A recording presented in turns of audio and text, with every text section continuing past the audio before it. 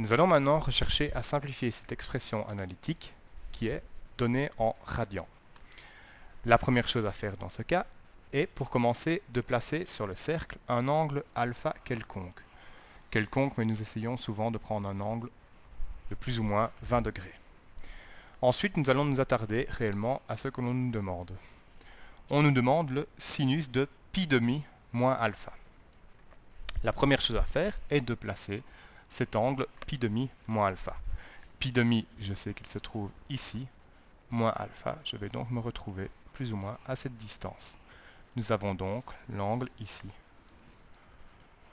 pi demi moins alpha. Nous recherchons le sinus de cet angle. Le sinus de cet angle se trouve donc sur l'axe des ordonnées. Si nous regardons par rapport à l'angle alpha, il est évident que les sinus ne sont pas du tout les mêmes.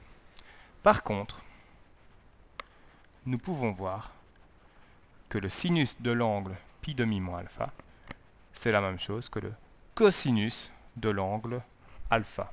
Nous pouvons donc remplacer dans notre expression de départ sinus pi demi moins alpha par cosinus de alpha. Ensuite, nous allons nous attarder sur tangente pi moins alpha. La première chose à faire de nouveau est de placer l'angle pi moins alpha. Pi, l'équivalent de 180 degrés, moins alpha. Je retire donc l'amplitude d'alpha. Et donc, j'obtiens mon angle pi moins alpha.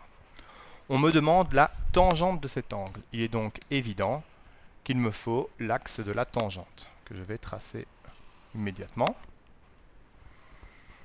Et je vais maintenant rechercher la tangente de cet angle pi moins alpha.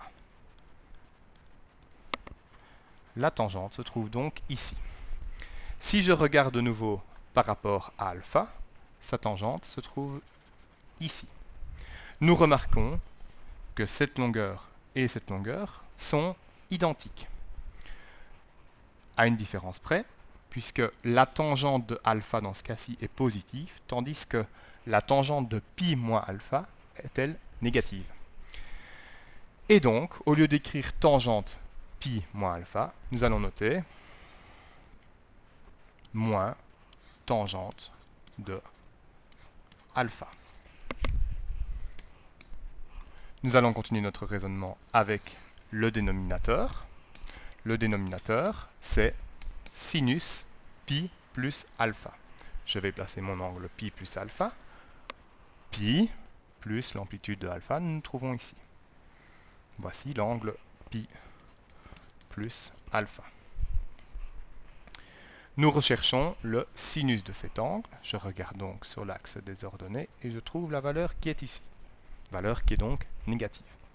Si je regarde par rapport à mon angle alpha, je remarque que le sinus se trouve ici. Nous remarquons de nouveau que c'est la même distance ici et là. Évidemment, le sinus de l'angle alpha est positif, le sinus de l'angle pi plus alpha est négatif, mais c'est la même valeur en valeur absolue. Et donc, nous pouvons donc noter, plutôt que sinus pi plus alpha, nous pouvons noter moins sinus de alpha. Nous allons donc pouvoir maintenant simplifier. Cosinus de alpha fois tangente. Tangente, nous pouvons transformer en sinus alpha sur cos alpha.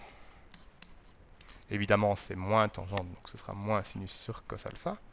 Le tout sur moins sinus de alpha. Nous allons donc simplifier les différentes choses, puisque les deux cosinus se simplifient. Les deux moins se simplifient également et donnent plus. Les deux sinus se simplifient. Nous aurons tendance à dire qu'il ne reste rien, mais n'oublions pas que nous sommes dans une simplification, donc le résultat ne vaut pas 0, mais 1.